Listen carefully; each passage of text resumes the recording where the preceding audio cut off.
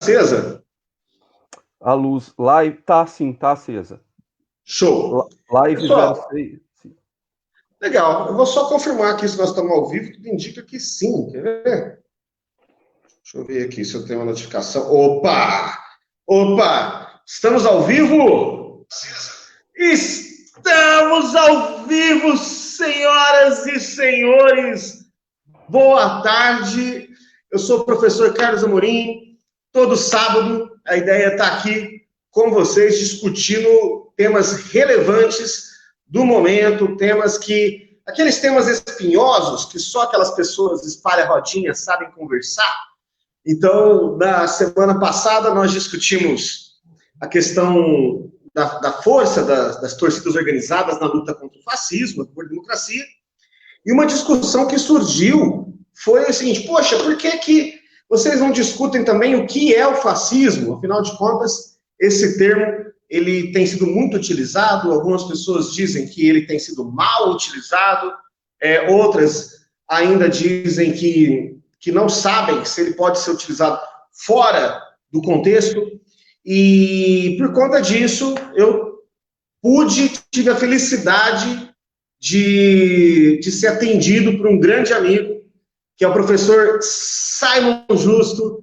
Professor Simon, colega de longa data, a gente teve a oportunidade de estudar junto lá na Unesp, onde fizemos a faculdade de História, mas ele continuou, fez seu mestrado, depois continuou se especializando, chegou a publicar um livro sobre Trotsky e o Exército Vermelho.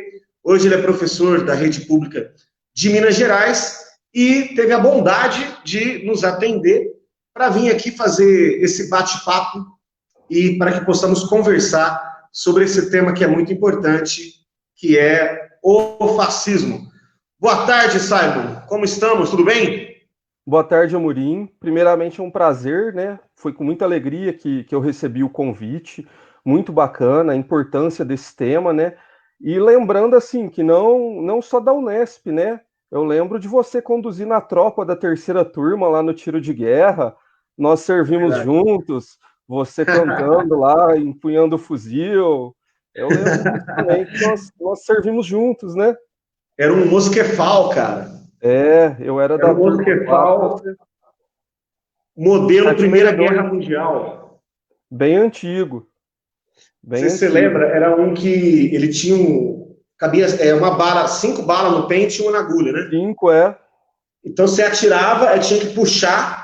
Se você puxasse devagarzinho, a cápsula caía pequenininho. Se você puxasse rápido, voava na cabeça do cara que estava do lado. Sim, já vi muita gente tomando ponto, atirando com aquilo lá, tomando ponto no olho.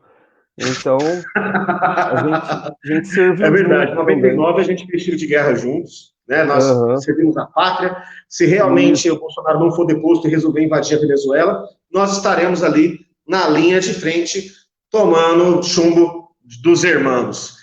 É isso aí, Sara. Se já teve um capitão de presidente, né? Nós dois somos cabos, então por que não um cabo, né? Somos cabos da reserva. Bom, show então de bola. É um prazer estar aqui, né? Primeiramente conversando com você e tal, e dar uma boa tarde para todo mundo que está assistindo. E é um prazer discutir esse tema, né? Que é um tema que tá aí na boca de todo mundo hoje, e realmente tem esse debate, né? Se a gente pode usar o termo fascismo como vem sendo usado. Existe uma diferença, até a gente conversou ontem, até entre historiadores, né? Eu estava dando uma lida aqui no Hobsbawm. Ele, por exemplo, ele até às vezes a gente vê em muitos livros de história, falando do salazarismo e do franquismo na Espanha e em Portugal. O Hobsbawm, por exemplo, não chama aquilo ali de um fascismo puro sangue. Ele usa o termo semifascismo, né?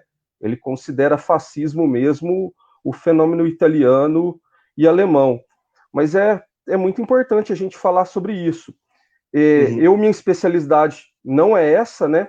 Minha especialidade é Exército Vermelho. Eu estudei a fundação ali do Exército Vermelho, mas é uma coisa que se entrecruza, né? Porque a Rússia, a Revolução Russa foi acossada ali em 39, foi invadida, aliás, em 41 a Rússia soviética foi invadida, né? pela Alemanha nazista, e como diz um historiador, não me lembro o nome, em Stalingrado se encontraram os hegelianos de esquerda e os hegelianos de direita, né? Show de Então bola. é um tema muito legal de se discutir. Show de bola. Então, mais uma vez, obrigado. E eu gostaria de começar essa prosa aqui, te pedindo para nos trazer a conceituação, né? Vamos tentar fazer esse exercício. Nós sabemos que é um termo de difícil conceituação, como você já disse, como Hobsbawm já disse também, que você citou ele agora há pouco, é difícil nós identificarmos o fascismo da forma como aconteceu na Itália e na Alemanha, nos diversos lugares do mundo, nos diversos tempos históricos, inclusive hoje. Então, vamos começar por aí, vamos começar tentando entender. Quando surge o fascismo, de que forma que ele aparece, primeiramente onde, e depois vamos tentar fazer esse passeio. Vamos lá, por favor. Sim, aí você querendo complementar, você também é historiador, você me interrompe aí. Então, o fascismo é um fenômeno bastante específico ali do período entre guerras, né? Entre a Primeira Guerra Mundial, que termina em 18, e a Segunda Guerra Mundial. E muitos historiadores, e eu gosto muito disso, eles trazem 3 fatores ali que possibilitaram o surgimento do fascismo. Ou seja, aquele solo fértil em que aquelas ideias puderam frutificar. Uma delas é o Tratado de Versalhes, né? Que colocou, se não me engano, de 19, foi assinado em 19, se eu tiver errado, me corrija, e que colocou as cláusulas do final da Primeira Guerra, né? E entre essas cláusulas, colocou para a Alemanha uma indenização anual enorme a pagar aos vencedores, né? A Alemanha tem um nacionalismo, o povo alemão tem uma ideia de pátria muito profunda, perdeu parte de seus territórios. Para eles isso tem um significado simbólico muito grande. Para qualquer povo teria, né? Mas para os alemães muito especial. Teve parte do seu território ocupado também por forças estrangeiras, né? Os franceses invadindo o Ruhr. Eles não tinham, perderam até parte de sua soberania, né? Que eles, pelas cláusulas do tratado, o exército alemão ficaria limitado, se não me engano, a 100 mil homens, né? Eles perderam a marinha de guerra, tiveram limitação em armamentos, né? Inclusive, eles assinaram, eu acho, se não me engano, em 24, com a União Soviética, o Tratado de Rapallo, que eles conseguiam treinar oficiais e desenvolver armamentos na União Soviética, porque no território deles eles não estavam conseguindo. Então, para eles, esse Tratado de Versalhes significou uma ferida aberta na sua soberania. E aí você vem a questão da humilhação, né, de sua soberania ferida, de você perder território, de outra força estrangeira, principalmente rival, né, dentro ali da rivalidade da França e Alemanha histórica, tropas francesas em território alemão. Então isso é muito forte, mas por si só não era algo que possibilitaria o fascismo ganhar o terreno que ganhou. Isso também a gente tem a crise de 29, né? A crise da superprodução de 29, basicamente a quebra da Bolsa de Valores em Nova York.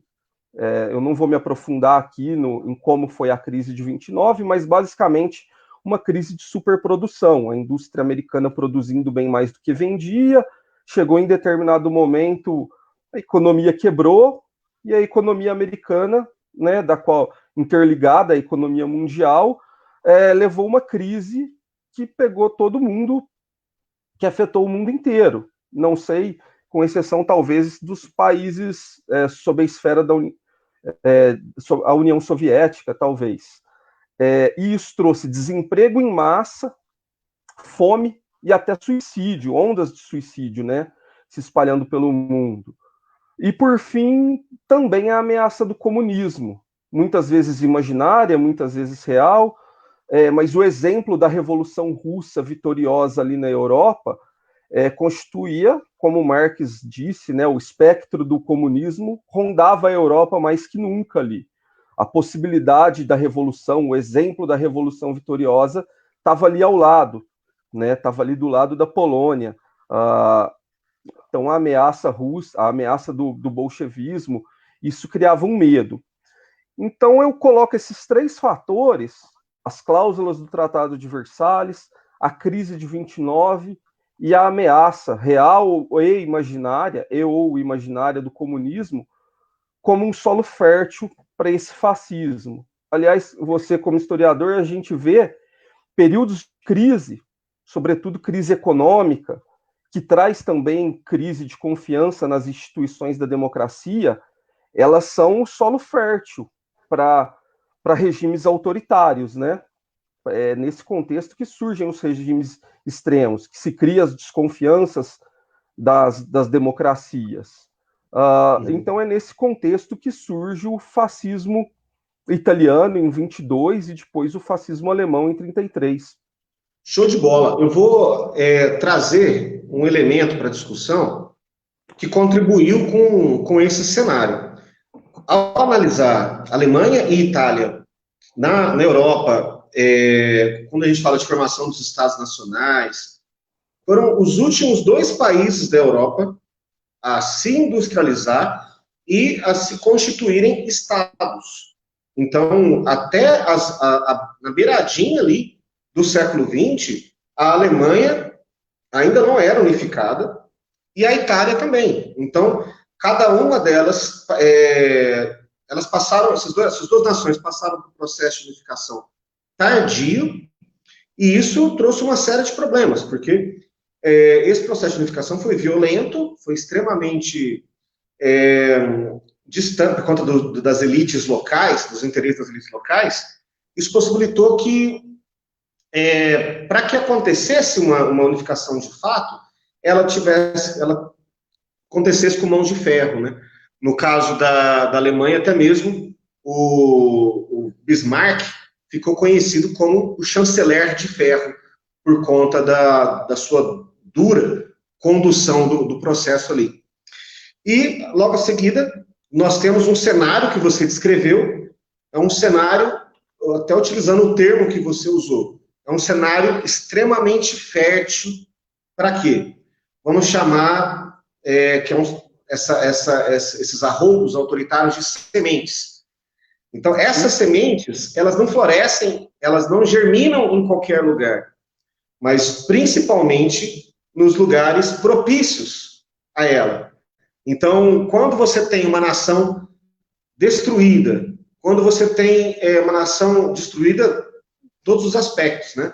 Pela guerra, destruída no seu orgulho, destruída economicamente, é fácil que essa semente germine. E é fácil porque essa semente ela vai oferecer ao cidadão alguma coisa que o auxilie a tocar a sua existência.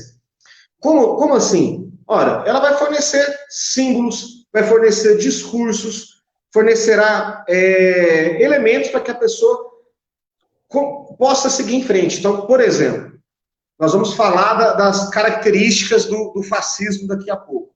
Mas a gente pode destacar que a questão do nacionalismo, o forte discurso nacionalista, ele aparece, ele tem aparecido durante todo o século XX e XXI, nas mais diversas ali experiências que se aproximam do fascismo original de uma forma ou de outra. E por que isso acontece? Porque é uma promessa de resgate de um passado idílico, que na cabeça da pessoa faz algum sentido. Então, a pessoa que não tem nada, você chega para ela e fala assim, cara, você é brasileiro, cara. Você é brasileiro. Você é forte. Você é um lutador. Por quê? Porque você é brasileiro. E o brasileiro, sei lá, as coisas que se dizem. O brasileiro, ele não desiste nunca. O brasileiro, ele é isso, ele é aquilo. Aí o cara fala, nossa, eu sou brasileiro, cara. Nossa, como eu sou brasileiro. Vixe, eu sou brasileiro Pra caramba! Então, esse discurso nacionalista é um discurso que cola muito fácil. E ele não significa nada na prática. Né? Porque, enfim, né? Até ontem mesmo, a gente estava conversando aqui em casa. Mas alguém trouxe, né, essa discussão. Felizmente, eu moro numa casa em que essas coisas são discutidas no café da manhã. Colocaram assim, mas vem cá, e os judeus que nasceram na Alemanha, eles não eram alemães? Sim, eles eram alemães, mas o judeu, ele tem uma outra origem de um povo que não tinha, antes da formação do Estado de Israel, ele era um povo sem Estado, disperso pelo mundo todo. Então, não bastava que tivesse nascido dentro do território alemão.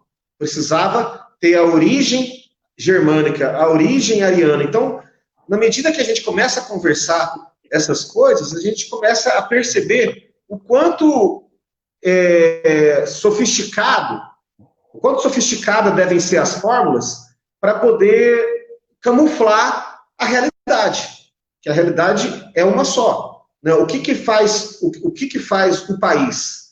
Né? Será que o mito da raça ariana seria capaz de levar a Alemanha para a prosperidade? Então, tudo isso fica no ar. Você falou um pouco do contexto da Alemanha, né? do surgimento ali, né? Vamos falar um pouco da Itália. Vamos falar de Benito Mussolini. Me fala um pouco da Itália também, por favor. Então, como eu estava te falando, o Hobsbawm, né, que trabalha isso, para ele, o modelo, o que se define como fascismo é o modelo italiano, né? E tem algumas características. O Hitler mesmo tinha sempre reconheceu essa dívida ideológica com o Mussolini, né? Como você disse, Itália e Alemanha, não por acaso os berços do fascismo, onde ele vingou dois países com unificação tardia. O Norbert Elias, eu esqueci o livro que ele escreveu sobre a Alemanha, mas ele fala os alemães muito ciosos de um Estado centralizado, né, traumatizados por, durante tanto tempo, tentarem um Estado centralizado. E a Itália também demorou muito para ter um Estado centralizado, e com isso os dois países, as duas nações, demoraram até para conseguir colônias, né? Elas tiveram muita dificuldade para conseguir colônias, o que pode ter sido até um dos aspectos da Primeira Guerra Mundial. Mas o contexto de crise econômica da Itália, né? A Itália é muito afetada ali pela crise de 29, a proximidade, a ideia, aliás, é em 22, né? Na Itália é muito cedo que o fascismo ganha corpo. Então, o fascismo na Itália é um movimento político, ideológico, que traz a prevalecência do conceito de nação ou de povo sobre o individualismo. E aí a gente até entra num primeiro aspecto, numa primeira característica do fascismo, né? Que prevalece a ideia de nação e povo, e depois na Alemanha, a Alemanha traz o aspecto racial sobre o individualismo. Então é a ideia muito presente no símbolo, né, do fascismo, do indivíduo se dissolvendo no todo. O indivíduo pouco importa, o que importa é a totalidade. E aí você até pode falar do símbolo, né, que a gente estava conversando mais cedo, explicar o símbolo do fascismo italiano aí. Beleza. A ideia do fascismo vem do termo feixe. Então, seria, numa tradução aproximada, fascismo seria feixismo. Como assim feixe? Um feixe de ramos. Já estava aqui conversando com o Simon, eu corri no quintal para pegar um graveto. E aqui está. Então, um graveto, ele é facilmente quebrado. Então, você consegue quebrar um graveto com tranquilidade. Porém, quando você faz um feixe de gravetos, quando você junta vários gravetos, eu não peguei um feixe, tá? Mas a hora que você junta vários, já não é mais tão fácil de quebrar. Então, essa é a ideia de que o indivíduo, ele só possui valor no Estado se ele estiver integrado numa coletividade. E essa coletividade é o que dá a força para o Estado. Tanto é que na Itália, o símbolo é esse feixe de madeira e no seu centro existe um machado. Então, desde o primeiro momento, nós temos ali uma apologia à violência. E a violência parece ser também uma constante do fascismo durante toda a sua história. Eu vou falar algumas pessoas que estão ao vivo aqui nos acompanhando, rapidão. Ó, a Thaís mandou uma boa tarde para a gente. Vitor Hugo, Alexandre, o Júlio Borim, pessoal do Mestre dos Magos está aqui assistindo também. Gil Reis, grande abraço. O Thales fez umas colocações aqui. Liberdade de pensamento, ótimo. Respeito, legal. Bom, né? Quem não respeita a liberdade de pensamento é fascista, na verdade. Sim. O fascista, ele tem uma extrema dificuldade de lidar com o pensamento alheio, né? Então, a prática do diálogo constante é uma prática que faz parte dos sistemas democráticos. O fascismo, ele não suporta muito bem essa prática, né? Legal, Simon. Dando continuidade. Então, se nós já falamos alguns desses itens. E você mesmo já falou que, posteriormente, nós teremos outras experiências, né? Outras experiências, como, por exemplo, em Portugal, com Salazar, Franco, na Espanha, e, enfim. O que essas outras experiências dialogam com essas experiências originais? Então, como que, não só nessas que eu destaquei, mas em outras também, como que elas lidam com a herança do fascismo, seja a sua versão italiana, seja a sua versão alemã? Então, o que eu vejo é um anticomunismo muito forte, é um aspecto central, né? Então, o fascismo surge nesse solo como uma possibilidade de se barrar o avanço do comunismo. Existia... Pode falar. Mas antes que alguém entre aqui embaixo, escreva. Mas o nazismo não é de esquerda, professor? Então, eu acho que o Hitler mandaria para a Câmara de Gás uma pessoa que falasse isso, né? É até bom a gente tratar desse termo, né? Tratar de secar esse termo fascismo. Quando eu tinha Facebook, há uns 2 anos atrás, eu tinha um amigo meu que tudo ele chamava de comunismo, né? E para ele, assim, o parâmetro dele, ele não estava nem aí com o aspecto histórico ou sociológico do conceito. O que ele não gostava, ele chamava de comunismo. Então, se ele não gosta de Giló, Giló é comunista. Tudo que ele não gostava, para ele, o parâmetro era esse. Só que ele não tinha a menor ideia do que era comunismo, né? Chamava Fernando Henrique de comunista, enfim. É o que a gente vê muito isso. E hoje a gente corre o risco de ver a mesma coisa sobre o fascismo. Então, por isso, a importância desse bate-papo, para a gente saber o que é o fascismo e diferenciar ele de outros fenômenos. Existem outros fenômenos autoritários na América Latina também, mas o fascismo é algo bastante específico. Uma das características do fascismo é essa ideia de, igual como o marxismo, que coloca a divisão de classes, que tem no seu cerne a divisão da sociedade em classes, né, que fala, olha, assim, por isso que o marxismo é internacionalista, né? Olha, você é alemão, você é italiano, eu sou brasileiro, você é argentino, mas acima de tudo nós somos da classe trabalhadora. Acima das nacionalidades, nós temos um vínculo muito mais forte do que a nacionalidade, que é o nosso papel na produção da existência material. Nós temos o vínculo que nós somos classe trabalhadora, ou nós temos o vínculo que nós somos burgueses, né? O marxismo vai buscar o vínculo dos trabalhadores, né? Não da burguesia.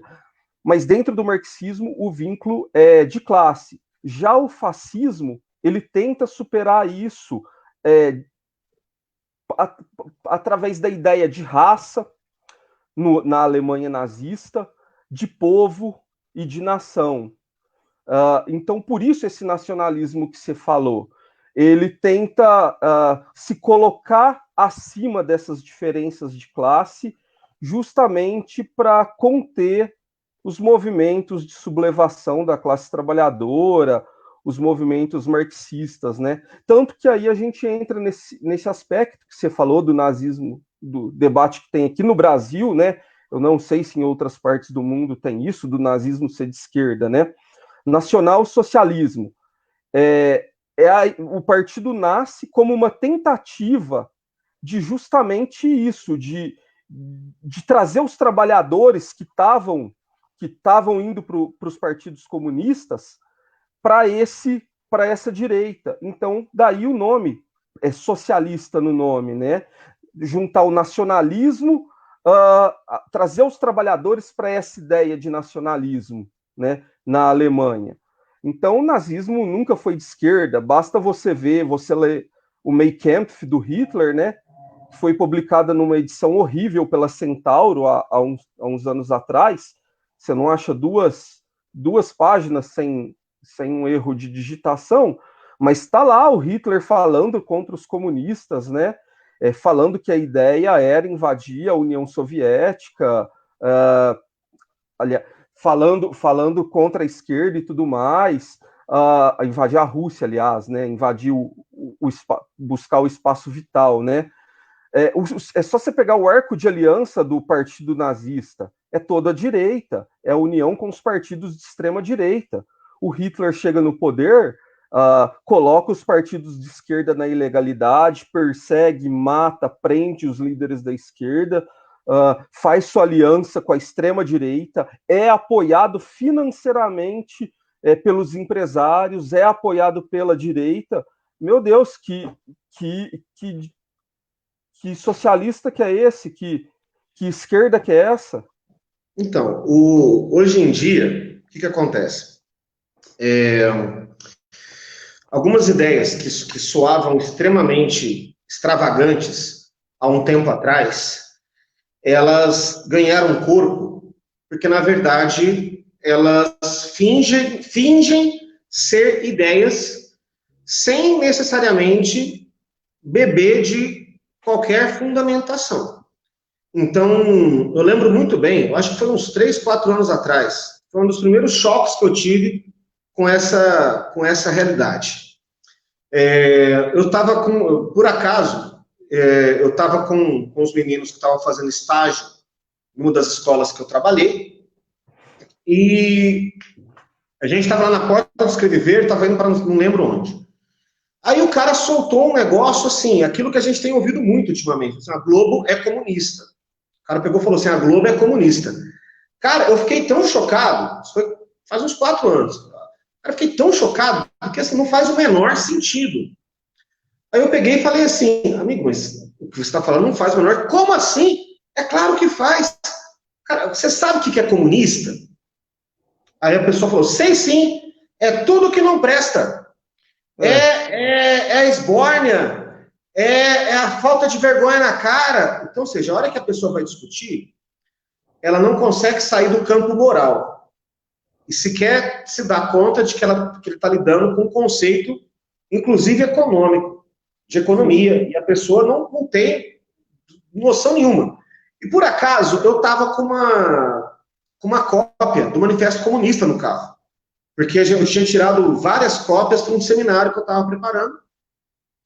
Eu acho que foi em 2018, porque era aniversário do manifesto. Por isso que eu estava com essas cópias no carro. Aí eu peguei uma cópia e falei, eu vou te presentear com isso aqui. Você sabe o que é o cara olhar para o papel na sua mão, como se fosse um demônio com medo de pegar na cruz, ou então uma outra coisa, né, como se fosse um vampiro para pegar no alho. O cara se negou a pôr a mão no livro. O cara não quis. Por quê? Porque é o seguinte, se eu chego para você e falo um conceito que pode parecer extravagante, ou que possa parecer equivocado, e você me perguntar por que eu defendo isso, eu vou me esforçar para poder explicar. Só que o caso deles é o contrário, eles não querem saber. Então você chega para o cara e fala, o cara chega e fala, o nazismo é de esquerda. Aí você pega e fala assim, não, você está equivocado.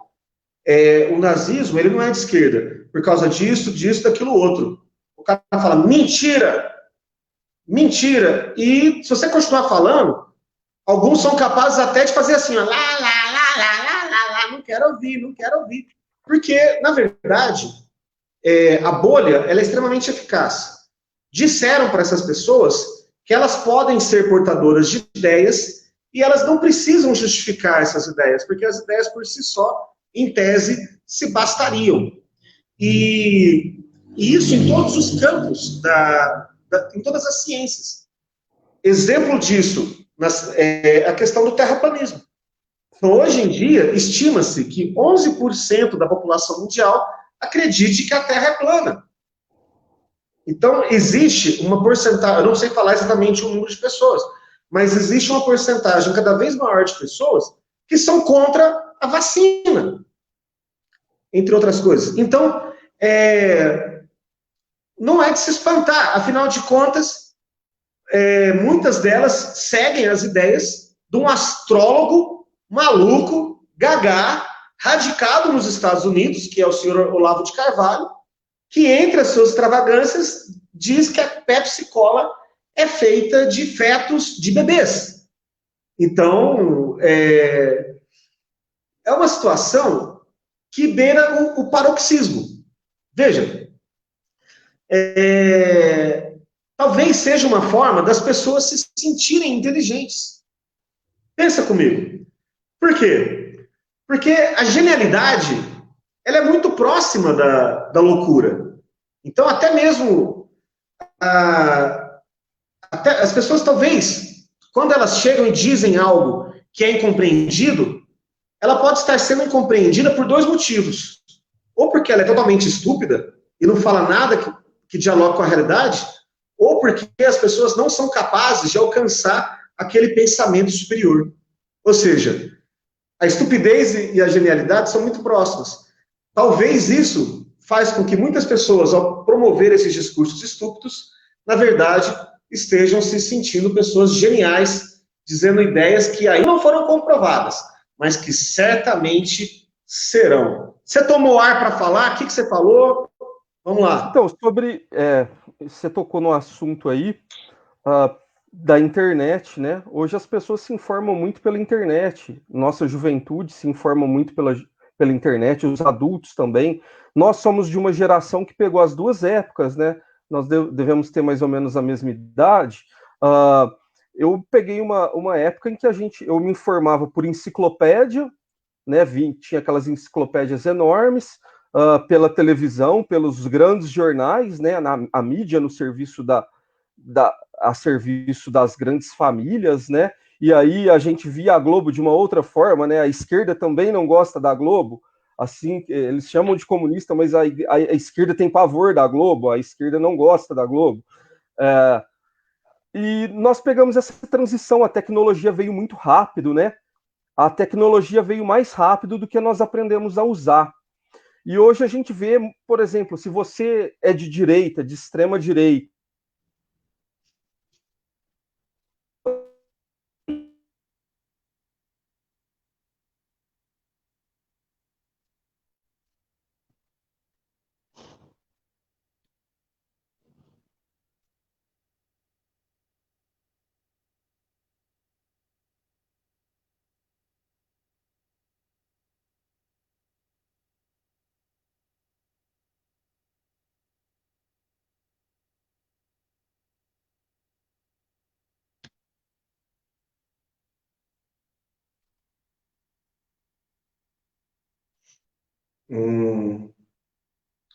Bom, eu não sei se travou a imagem do Simon. Eu vou continuar falando aqui. Se ele voltar, certamente voltará, né, pessoas? A internet dele caiu. A hora que ele voltar, eu pergunto se ele machucou. E vamos que vamos. Galerinha, o que nós estamos falando aqui? Nós estamos falando de um conceito que está na boca do povo. Fascismo. Quando que ele surge? Ele surge no contexto do entre guerras. Entre a Primeira Guerra Mundial e a Segunda Guerra Mundial. Ele surge no momento em que a Europa está totalmente destruída e que esses dois países, em particular, eles são obrigados a pagar os custos da Primeira Guerra Mundial. Então, a Alemanha, que é um país extremamente orgulhoso, teve que ter o seu território dividido, teve que abrir mão de ter exército próprio, né? Foi obrigado a pagar tributos caríssimos para as nações vencedoras, e é nesse cenário que o fascismo floresce. Então, como que ele floresce? Ele floresce naquele contexto em que as pessoas estão totalmente na miséria intelectual, miséria financeira, e eles vão oferecer uma esperança para as pessoas. Uma esperança pautada num discurso nacionalista e também xenófobo. Então, começam a identificar os males nos outros povos, nas outras nações, nas outras culturas. Então, você tem aí alguns elementos interessantes. Nacionalismo, xenofobia. A palavra xeno é estrangeiro. Então, xenofobia, medo do estrangeiro. E a questão da violência. A questão da violência, ela está presente desde o primeiro momento. Então, eu gostaria de... vamos pegar mais um aqui. Mais uma coisa aqui que é interessante. Você tem ali uma desilusão com a política. Como assim uma desilusão com a política? Ora, as pessoas, elas deixaram de acreditar no diálogo. As pessoas deixaram de acreditar na política, no trato. Esse trato, ele passa a ser visto como fraqueza.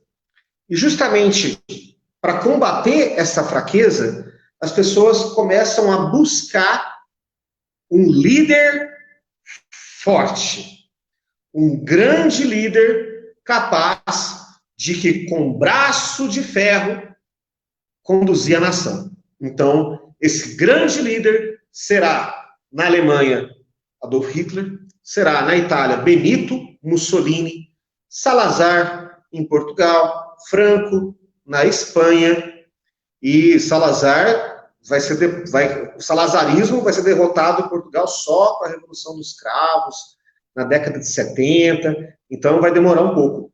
Muito bem. Então vamos pegar, para entender, porque muita gente, veja bem, você já deve ter reparado, que inclusive no avatar de muitos de nós, no avatar do Facebook, lá do Coletivo da Cultura, estão lá as bandeiras antifascistas. E o que é o movimento antifascista? Opa, se ele é antifascista, se existem movimentos antifascistas hoje, então talvez exista fascismo hoje. Então, é muito comum você encontrar opositores do atual governo federal chamando este governo de fascismo. Ora, o que está acontecendo? É correto chamar o atual governo de fascista? Se eu chego aqui e falo que o governo Bolsonaro é fascista, automaticamente vai aparecer aqui alguém que vai dizer o seguinte: não, Bolsonaro não é fascista, tanto é que seu governo é aliado do Estado de Israel.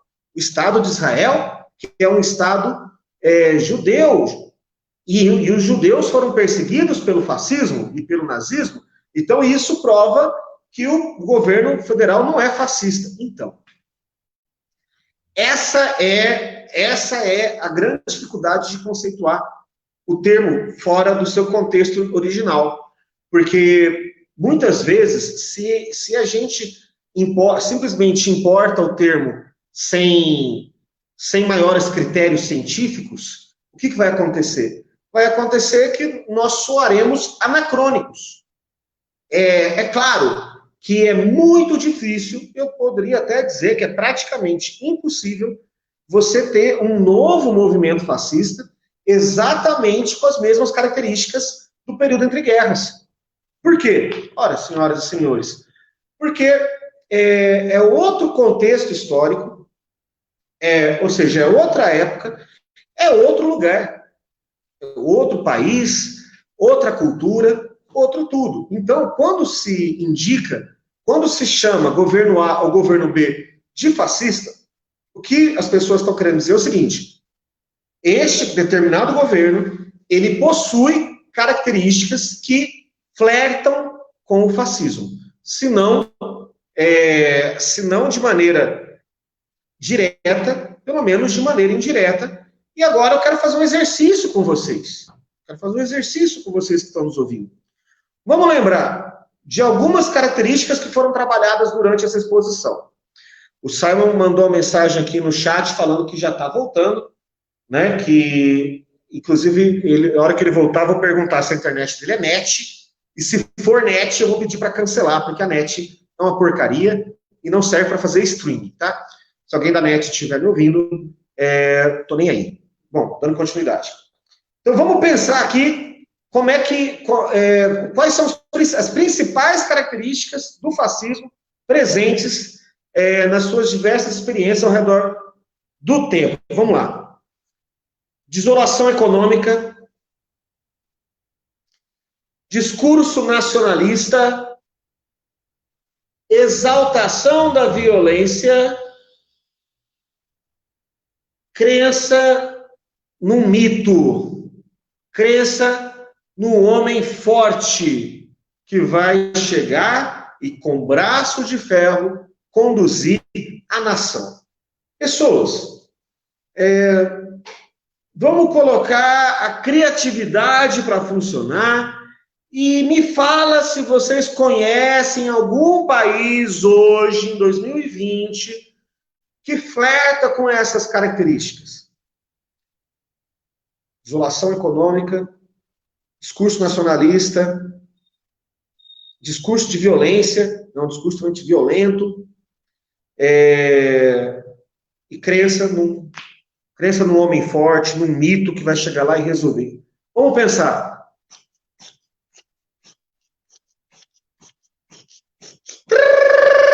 Vocês pensaram em algum? Vocês pensaram em algum? Se alguém pensou em algum, escreve aí no chat, pessoal. Escreve no chat aí, para saber se eu não estou viajando. Escreve, porque às vezes sou eu que estou viajando na maionese e eu sou incapaz de ler, fazer a leitura correta da sociedade, da realidade. Já escreveu? Escreve aí, vai, escreve aí. Poxa, lembrando que tem um delay, tá? Eu estou falando Cuba. Pensar.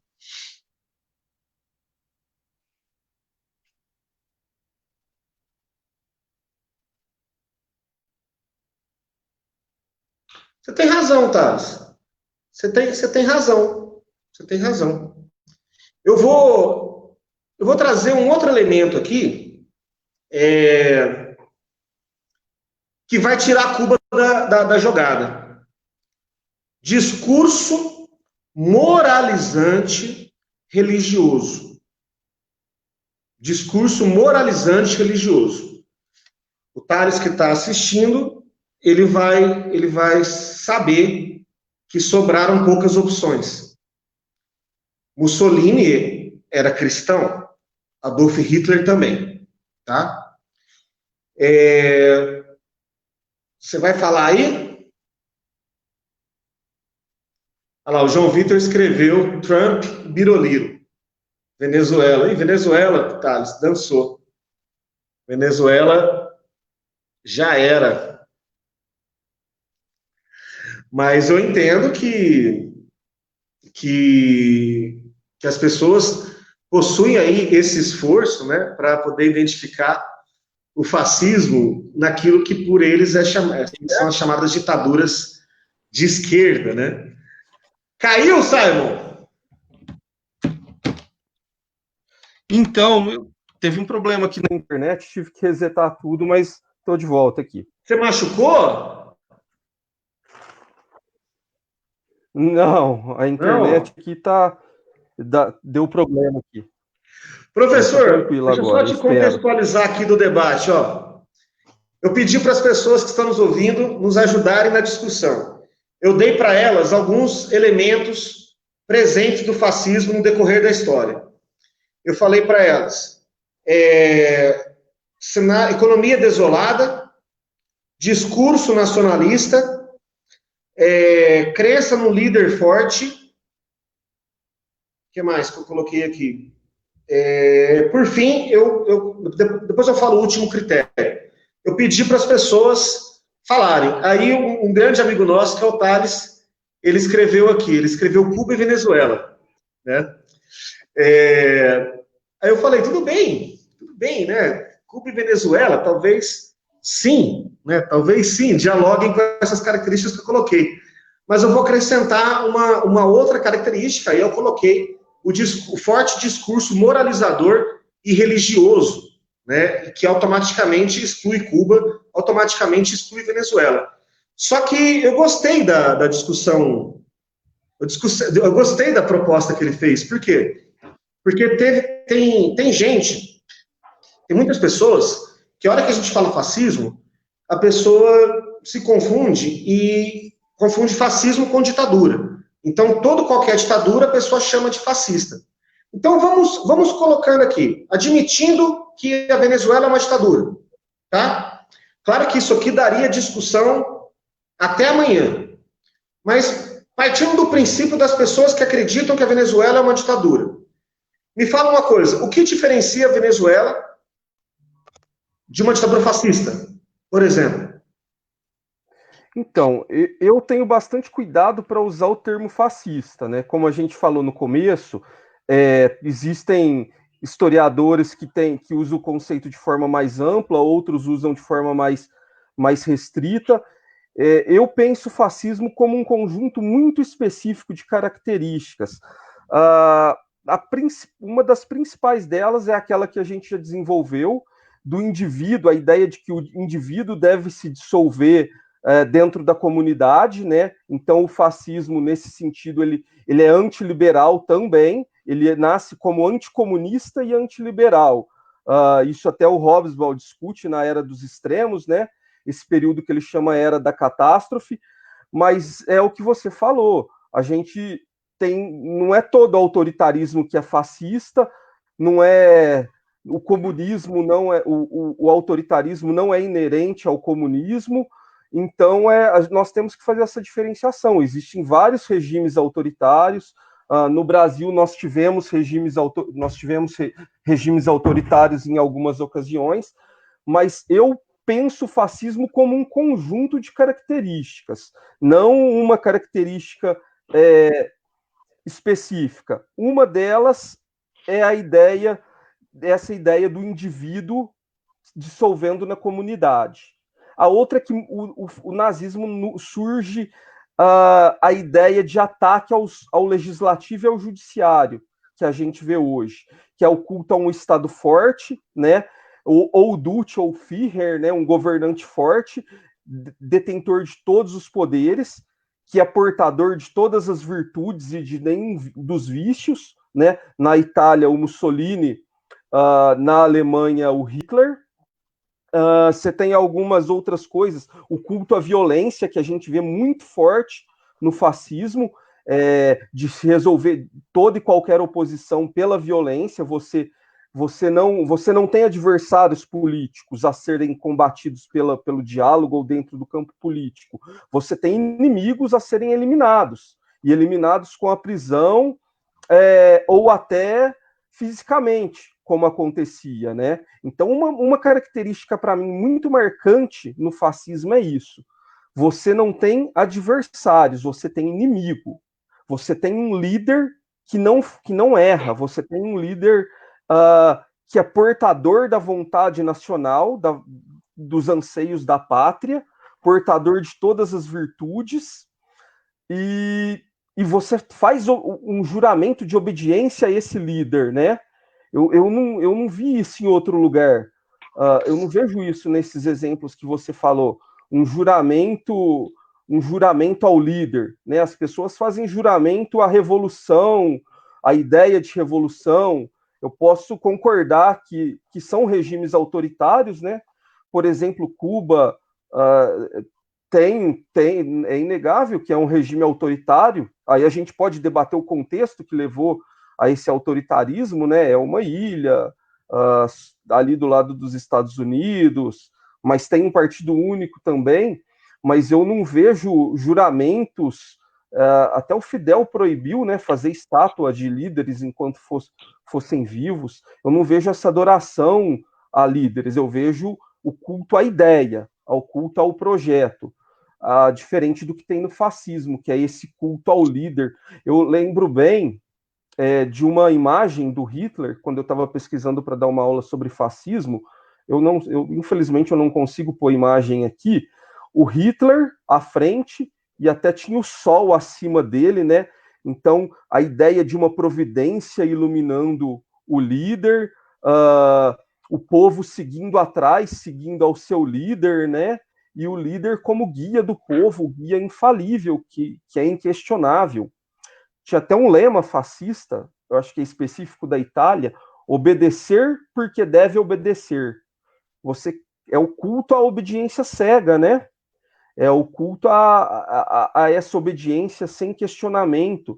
Você obedece o seu líder sem questionar. Você não vê, por mais que apareçam as falhas do seu líder, por mais que sejam escancaradas, é invenção comunista, é invenção da Globo. Não tinha Globo no tempo do Hitler, mas se tivesse, eles colocariam a culpa na Globo também.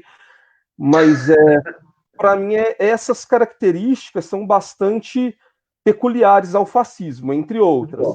Eu, só para assim, eu tenho um cuidado muito grande, tipo, isso até eu gostaria de falar, na caracterização do uso do fascismo hoje. Mas eu tomo bastante cuidado em usar o termo. Eu vejo esse autoritarismo que a gente tem hoje, vem visto hoje, como fruto de uma outra matriz. Show. Deixa eu te interromper pelo seguinte, ó. Só fazer você já esclareceu bastante. Já esclareceu bastante, porque a gente estava num debate aqui que eu estava adorando. Só que enquanto a gente estava aqui dando aula, professor, o pessoal do fundão começou a brigar aqui. A galera está brigando. Eu vou chamar a atenção. Ó, meninos, o Thales e o Renato estão batendo boca aqui na sala enquanto a gente está falando. Ó, vocês param com isso aí e prestem atenção. Posso fazer uma parte aqui? Claro. Tem que fazer essa conceitualização aqui de que é o fascismo, para o senhor Pedro Doim não ficar vendo fascismo no meu Verdão, na torcida do Palmeiras aí, que ele adora fazer esse tipo de provocação aí. Então ele tem que entender o que é fascismo para parar com essas provocaçõezinhas aí dele. Não, mas o Pedro está assistindo com atenção e tenho certeza que ele está até anotando o que você está falando, professor. Fica tranquilo. Bom, professor, por que eu falo que você já nos ajudou? Pelo seguinte, essa confusão que teve aqui nos comentários, ela é muito comum. Então, ou seja, as pessoas misturam. As pessoas enxergam o fascismo em qualquer regime autoritário. E isso não é verdadeiro. Então, existem diversos tipos de experiências autoritárias. Podemos citar aqui Coreia do Norte, por exemplo. Mas, uma vez que na Coreia do Norte existe culto ao líder, existe Estado belicoso, lá é fascismo? Não. Resposta, não. Por quê? Porque o fascismo, como você já bem disse, é um conjunto bem mais amplo de fatores. E para ajudar nessa discussão aqui, nós já tivemos no Brasil um movimento autodenominado fascista, que foi a Ação Integralista Brasileira, que ela surgiu em 1932, cuja grande liderança era o Plínio Salgado, e essa Ação Integralista Brasileira, o AIB, ela imitava o fascismo europeu em todos os seus aspectos, inclusive na saudação, né, que o Hitler, ele levanta a mão, né, a saudação Heil, que é o ave, né? Heil, a saudação nazista. Aqui no Brasil, nós tínhamos uma palavra tirada do tupi, que é Anauê. Anauê, as pessoas se saudavam, buscando ali uma origem, uma busca no seu passado histórico brasileiro. Muito bem. Então, o integralismo, ele copiava o uniforme. No Brasil, na Itália, eles copiaram o uniforme italiano, tinha suas milícias, aqui também. Forte discurso religioso, cunhado na ideia de Deus e pátria. Então, misturando esses conceitos. Muito bem. A A e B, qual que era a opinião que a ação integralista brasileira tinha com relação aos comunistas? Será que eles eram amiguinhos? Obviamente não.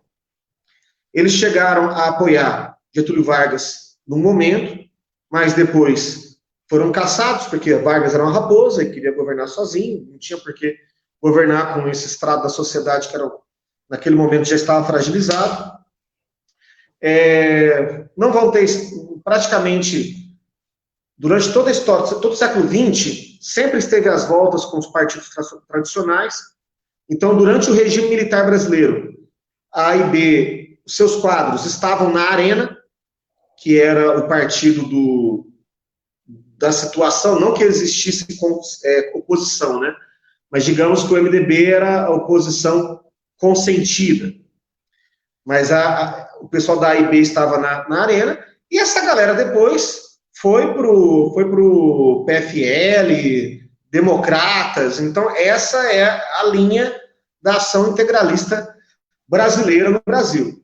Então, óbvio, né, não vai ter ação integralista brasileira em outros lugares. Então, essa é a linha da ação integralista brasileira da A e B.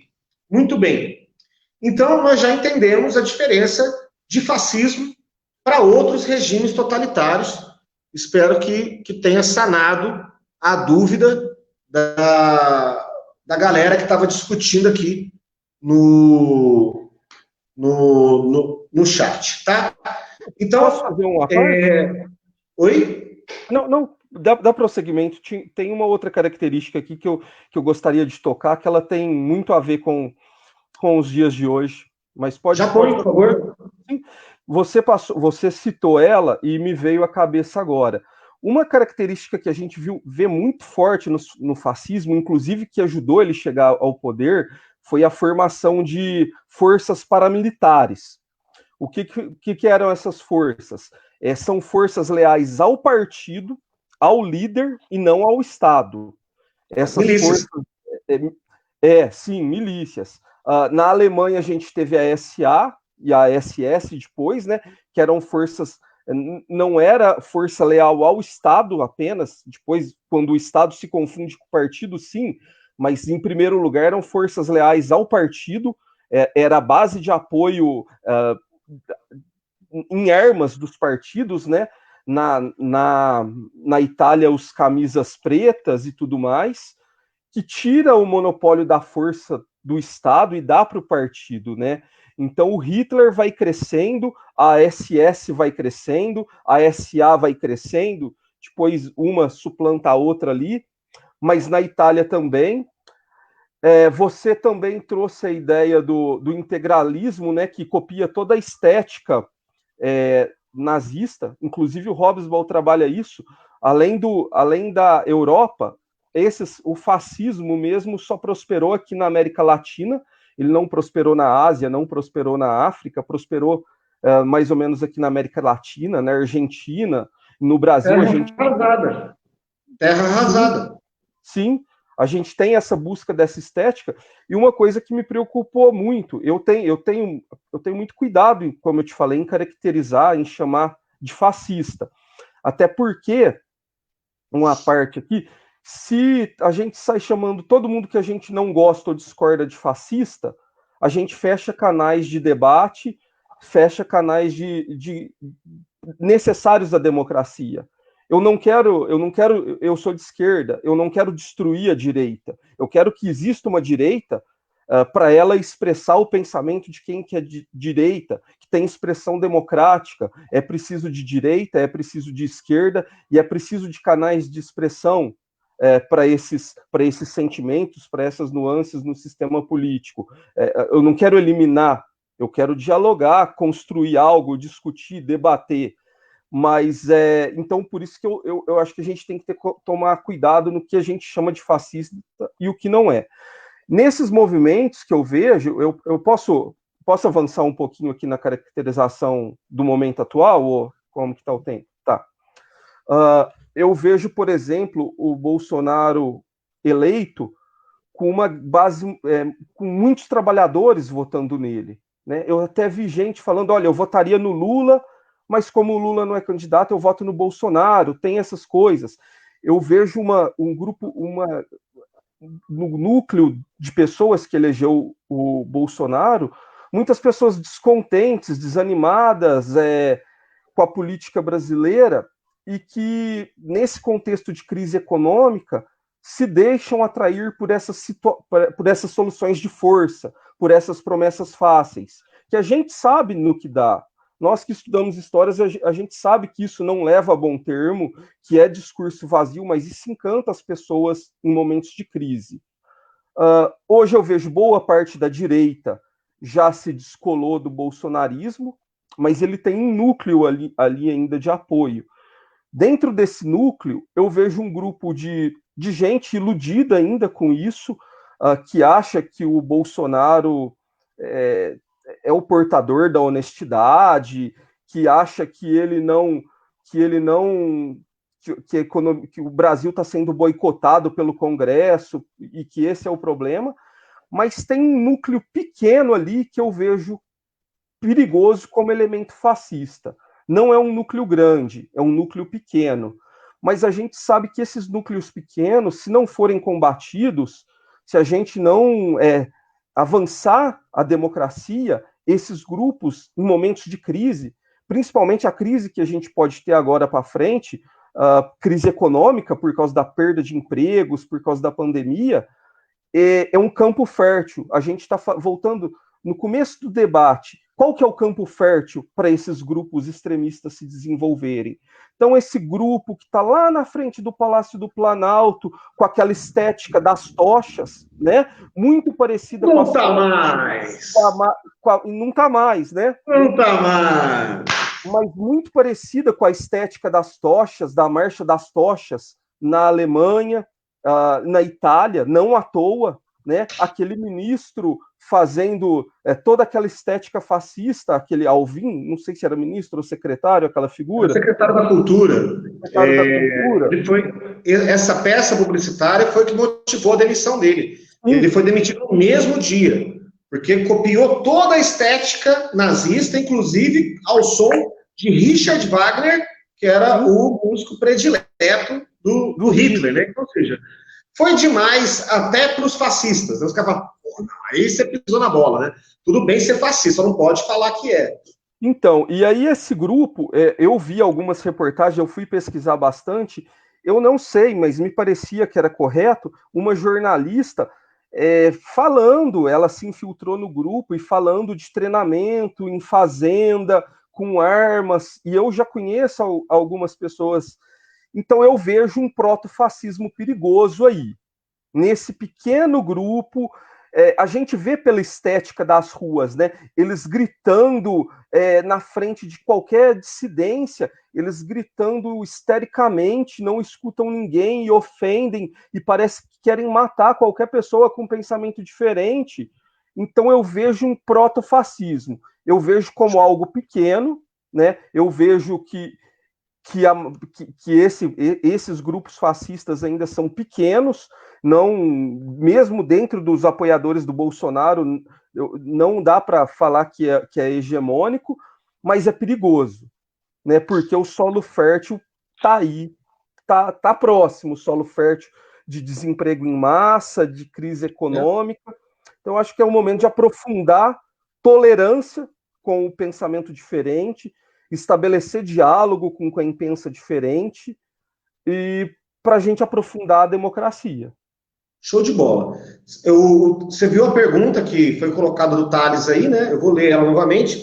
Se o Pedro puder colocar no ar, facilita para quem está acompanhando. Ó, Thales Rangel Vieira. qual a solução política, na opinião de vocês, que daria uma solução que apaziguaria toda essa tensão desnecessária para arrumar uma situação igualitária. Primeiramente, queria mandar um grande abraço para o Thales está lá em Resende, nesse momento, é um grande amigo, é uma pessoa que sempre, quando a gente pode, a gente está conversando sobre política, e as pessoas costumam dizer que política, religião e futebol não se discute. Eu sou da opinião contrária, eu acho que se discute sim, né? Quanto mais pudermos discutir sobre esses temas, melhor nós estaremos nos três. Muito bem, vou colocar minha opinião, o Simon já começou a colocar dele na fala, e eu vou no mesmo sentido. O que precisa? Desde 2013, de maneira mais acentuada, vem ganhando corpo a ideia da antipolítica. Eu digo 2013 por conta das manifestações de junho de 2013, que surgiram no contexto do passe livre estudantil, e, de repente, elas avançaram para a questão do, não é apenas os 20 centavos, também é por hospitais, também é por educação e saúde, enfim, essas pautas foram colocadas naquele momento, né? Nós tivemos um grupo, o MBL, a própria turma da Carla Zambelli, uma galera que foi muito eficaz em chegar naquele momento, que era um movimento tipicamente de esquerda, que era a reivindicação por mais Estado, né? Ou seja, uma manifestação popular para baixar o preço do transporte coletivo, é uma manifestação por mais Estado, né? Não por menos.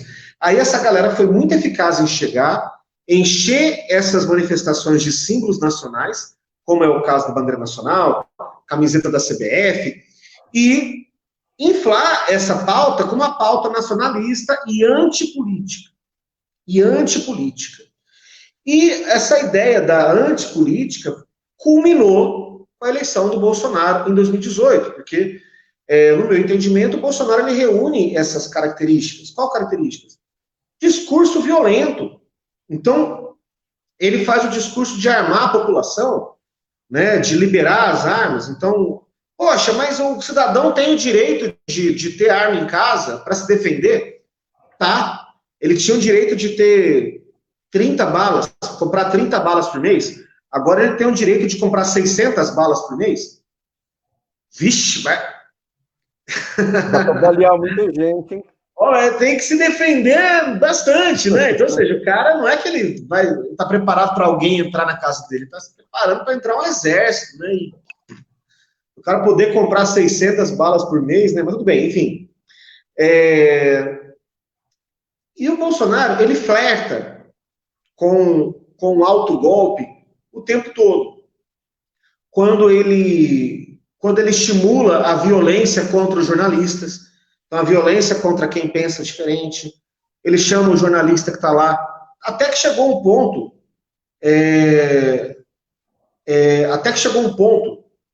que muitos órgãos de imprensa deixaram de ir lá para aquele quebra-queixo no Palácio, né? Porque ele não responde, ele xinga, ele manda o jornalista calar a boca, porque ele não está preocupado com quem o questiona, ele não está preocupado com quem pensa diferente. E essa violência é constantemente estimulada, até o ponto que está sendo investigado hoje se o acampamento dos 300 de Brasília, que estavam lá até recentemente, se eles estavam sendo financiados por deputados bolsonaristas e pelo partido do Bolsonaro, né, que é a Aliança pelo Brasil, enfim. Então, o Bolsonaro ele foi a vitória da antipolítica. O Bolsonaro ele chega num contexto em que ele é um homem forte que vai chegar e resolver tudo. Mas é claro, qualquer um que tem mais de 7, 8 anos de idade,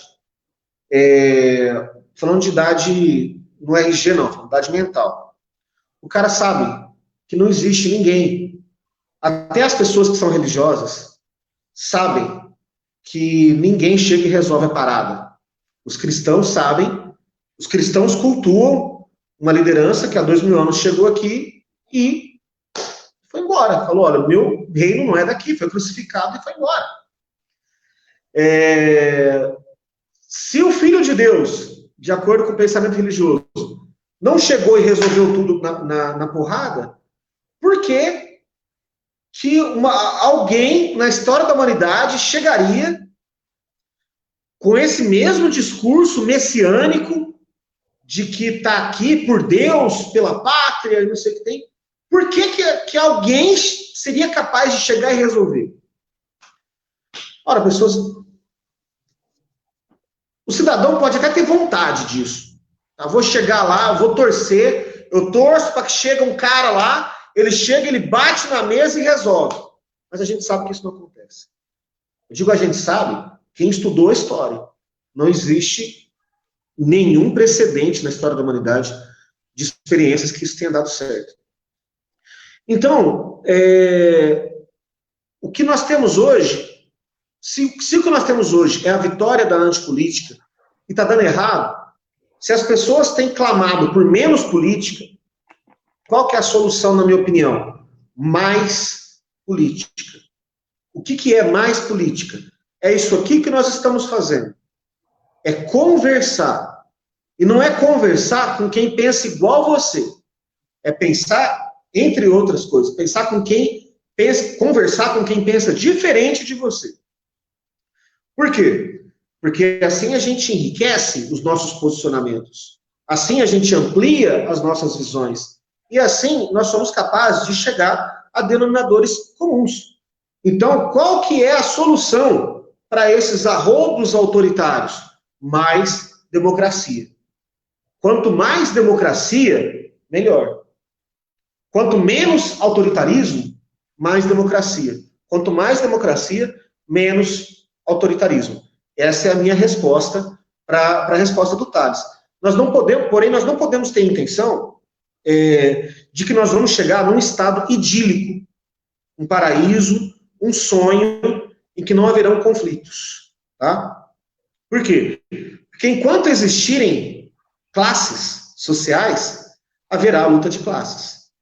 Então, a partir daqui, pensadores propuseram soluções diferentes. Tá? Marx propôs uma solução na sua doutrina, que é a sociedade rumar em direção ao comunismo. Não necessariamente as pessoas que estão nos ouvindo aqui vão concordar com aquilo que nós estamos falando. Mas é fato que qual que é a solução para esse embate carnicento que nós temos hoje? É a participação popular. É as pessoas se interessarem por política. É as pessoas pegarem e falar o seguinte, tipo assim, aquele cara que gritou contra o PT lá atrás, aquele cara que gritou contra a corrupção, esse cara, ele vê o Queiroz sendo preso hoje, o que ele fala? Ele fala assim, isso aí é armação para poder derrubar o mito. Poxa, se ele fala isso, na verdade, ele não era contra a corrupção, ele era contra o PT. A pessoa que é contra a corrupção, não é possível que ela não está vendo indícios de corrupção no governo Bolsonaro. Não é possível, né? Então, a pessoa que, independente dela gostar do PT, dela não gostar do PT, independente dela gostar do Fernando Henrique Cardoso, do Alckmin, do Bolsonaro, do Major Olímpio, independente de quem ela gosta, se essa pessoa tem intenções sinceras de convívio democrático, de convívio com quem pensa diferente, essa pessoa, neste momento, ela está, no mínimo, incomodada. Porque começa a aparecer a ideia de que ela começa a perceber na boca ali um gosto ruim. Ela começa a perceber que ela foi enganada. Então, qual que é a solução? Gente, a solução é a participação popular. Não adianta eu ser um torcedor da política. Eu torço para a direita ou eu torço para a esquerda. Não. Eu não vou torcer por ninguém. Eu vou entrar em campo. Eu vou fazer parte do jogo político. Eu vou entender como é que funciona esse jogo, porque eu quero opinar. Quanto mais gente participando politicamente, menos excessos, menos arroubos autoritários, menos experiências desastrosas nós teremos. E você, professor, o que você nos diz com relação a isso? Então, eu também tenho uma posição parecida. Para mim, é aprofundar a democracia, né? E justamente nessa ideia é qualificar o debate. Você, igual, eu acho que a hora que eu caí, eu estava falando isso, a hora que minha internet caiu. Você vê isso hoje na internet, né? Esses dias eu estava comprando um livro lá, cliquei para ver o livro lá, aí eu abro o meu e-mail, aparece a sugestão daquele livro. Eu abro qualquer página, aparece a sugestão. A internet trabalha com algoritmos, né? Se você tem uma página no Facebook e você costuma curtir por publicações de esquerda, geralmente você vai ver coisas que confirmam sua ideia. Então, isso é uma coisa da internet. A internet, de certa forma, ela molda seu pensamento se você não tiver cuidado. Então, você não se expõe ao pensamento diferente. Se você é de esquerda, você vai ver coisas que confirmam o seu lado e que denigrem o outro. Se você é de direita, a mesma coisa. Eu tenho amigos de direita, tenho amigos de esquerda, apesar de eu ser de esquerda, e eu sempre vejo que eles só veem, eles recebem, e é o que você chamou de bolha, né? Eu acho que muito passa por a gente conseguir transcender essa bolha e olhar o outro, né? Às vezes a gente vê as discussões nas redes sociais, as discussões vão no sentido de você querer vencer a discussão, mas termina 2 horas de discussão, o seu único objetivo é postar a palavra final no texto, termina a discussão, você sai pensando exatamente o que você pensava antes, o outro sai pensando exatamente o que pensava antes, e a única coisa que se teve é a perda de tempo. Então, para mim, que eu quero trabalhar com meus alunos agora, até preparei um curso sobre ciência, o que é o conhecimento científico, e entrando em redes sociais também, é a empatia, é você conseguir, você perceber que o outro tem um olhar também, que muitas vezes, por pensar diferente, ele quer um país melhor também, só que ele vê um outro aspecto. Então é a empatia de acolher o argumento do outro para estabelecer canais de comunicação. Então, eu vejo muita diferença também. Eu sempre tive isso. Eu tenho amigos que são de direita e tenho amigos que são de esquerda. Todos sabem abertamente que eu sou de esquerda, mas essa ideia o diálogo fora da internet é muito diferente do diálogo na internet, né? Às vezes, quando eu tinha Facebook, eu cheguei a perder amizade com amigos brigando na internet. E eu discutindo política na mesa de um bar, tomando uma cerveja, isso não acontece. Então, acho que esse fenômeno das redes sociais também nós temos que aprender a lidar com isso, né? Porque ali tudo se pode, vai escalando uma espiral de ódio, enfim, que eu acho que é muito nocivo para a democracia.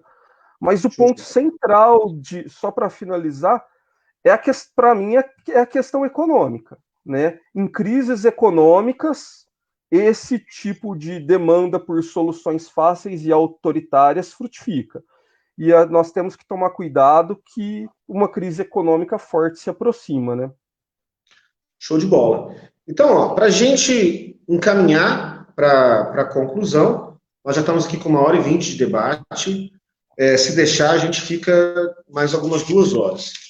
Mas eu gostaria de colocar o seguinte, então, para poder sintetizar, para quem nos ouviu, como é que a gente pode sintetizar? Existem características do fascismo, que são características mais acentuadas.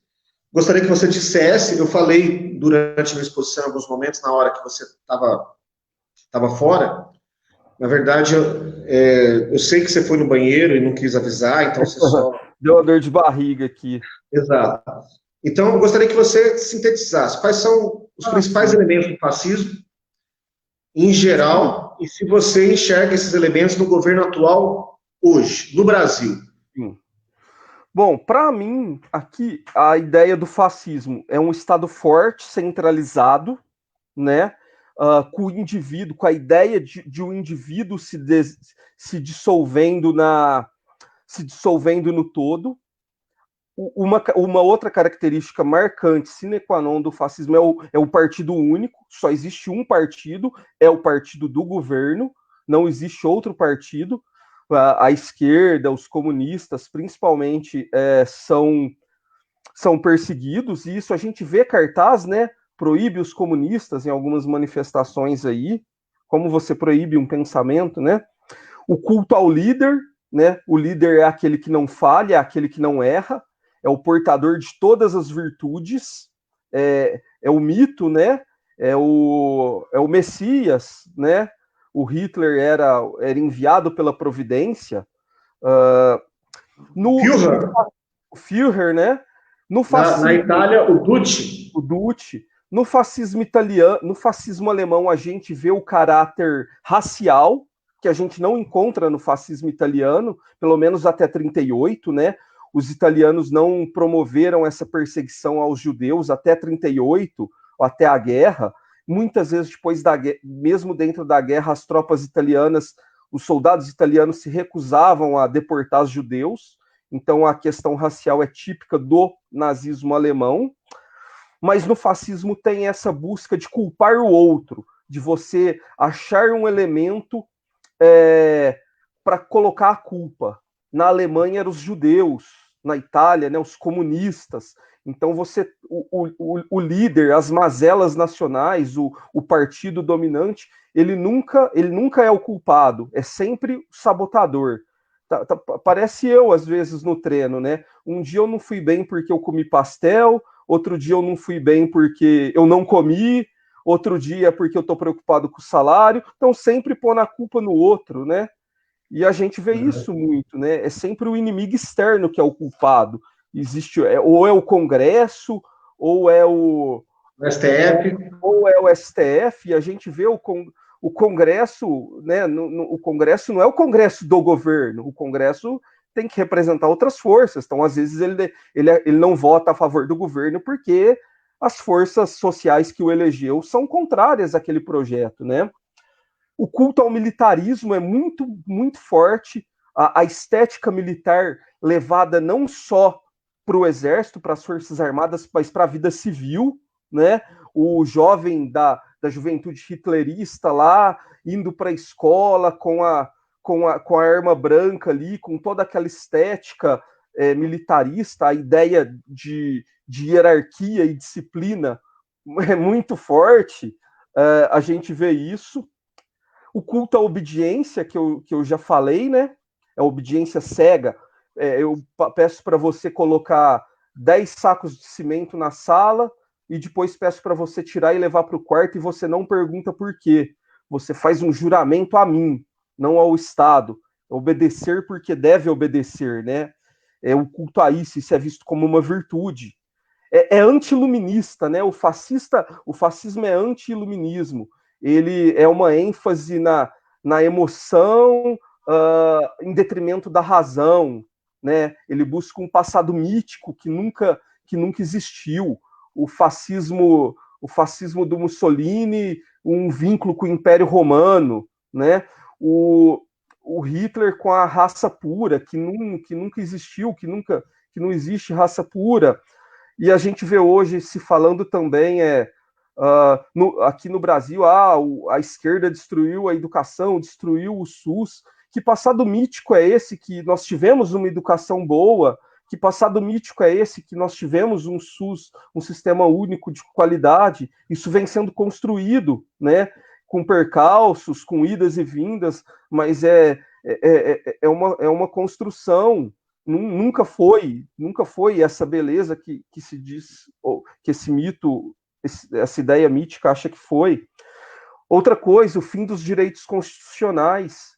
É muito normal esse ataque, e a gente vê muito isso, essa demanda hoje, né? Por prisões arbitrárias, por julgamento sem a devida defesa. Isso era típico dos regimes fascistas. Controle da imprensa também, de todas as formas de imprensa, controle sobre a cultura, impor uma moralidade, né, na música. Então, determinada moralidade é adequada à nação, a outra não, ter apenas um valor, né? a cultura heróica ou não será nada, né? Ou a cultura será heróica ou não será nada, como nosso secretário falou. E basicamente isso, renegando os valores racionais do iluminismo, né? Trazendo um nacionalismo, não um nacionalismo saudável de amor à pátria. Eu acho muito interessante esse patriotismo de você é patriota, você ama sua nação, mas você quer matar metade dos seus irmãos de pátria.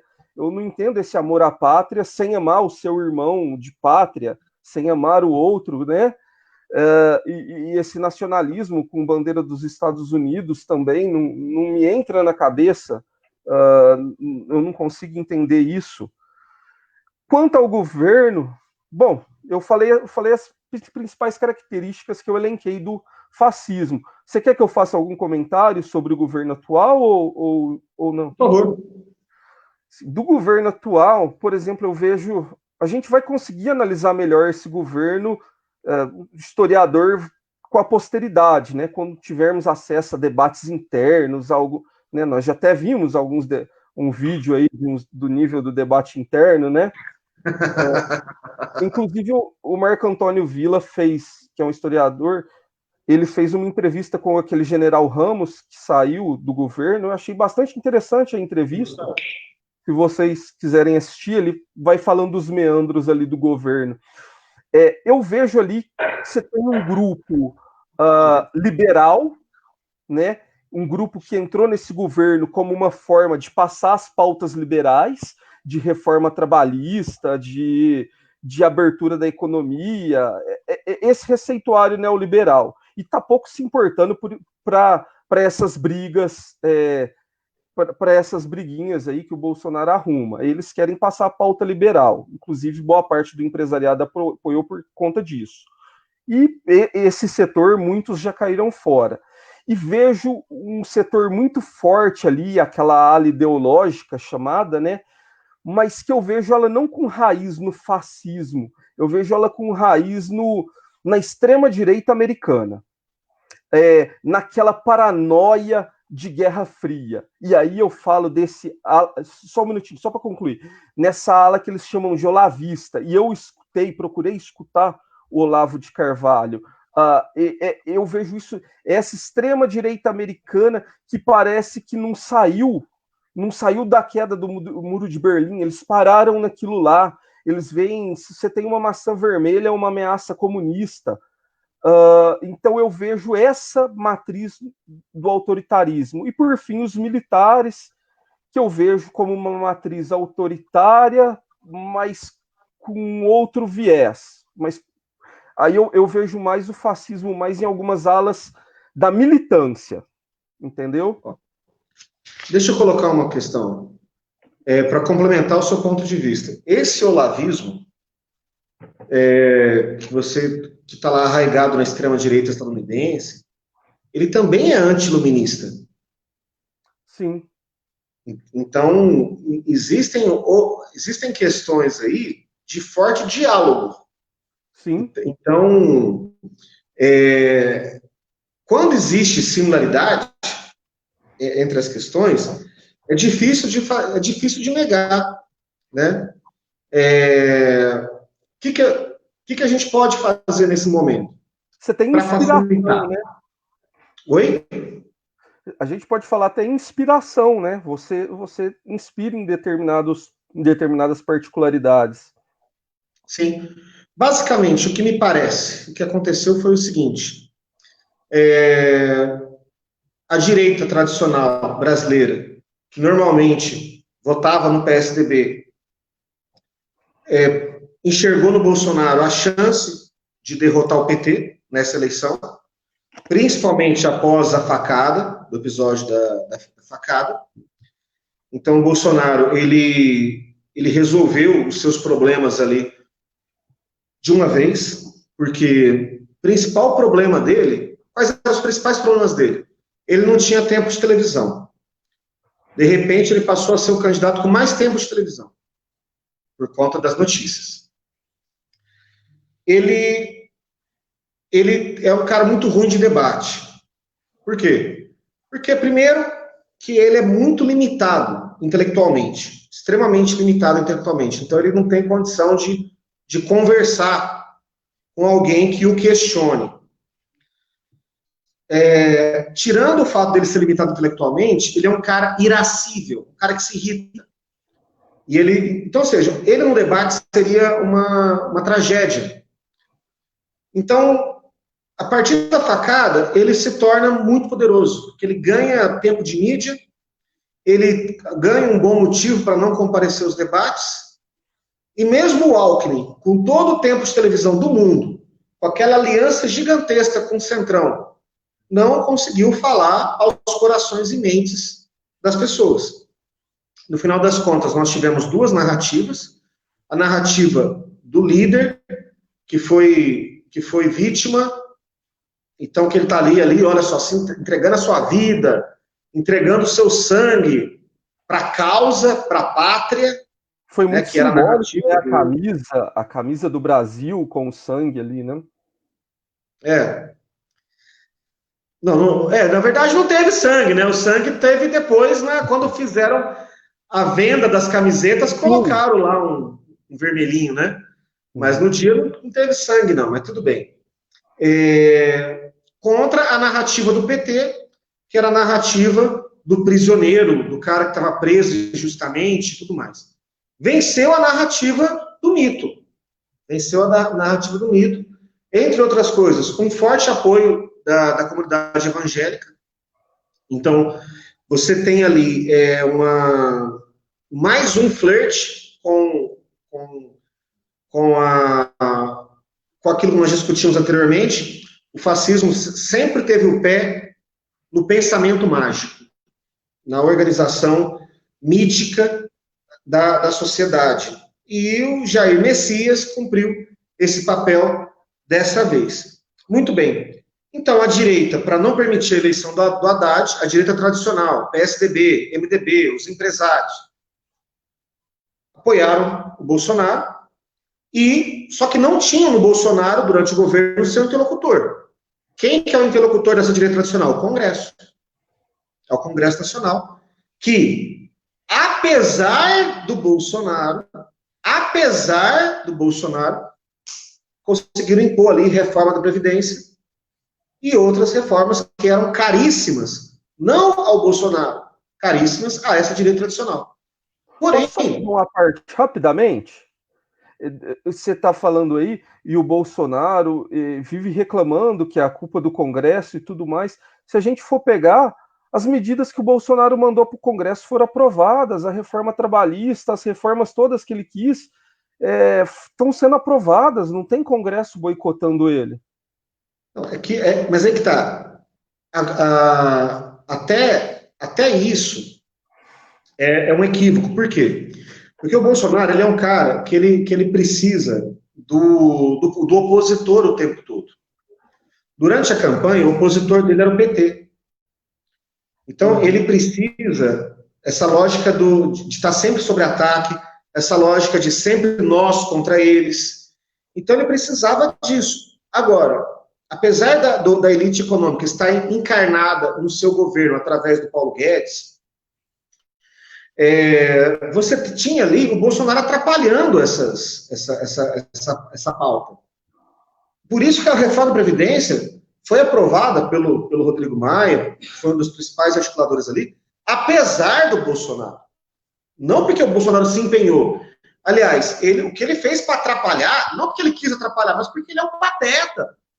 O que ele fez para atrapalhar, não atrapalhou, e por fim a reforma foi aprovada. Tá? Agora, qual que é o projeto de nação do Bolsonaro? O que ele defende? O que ele defendeu em campanha? Não, nada.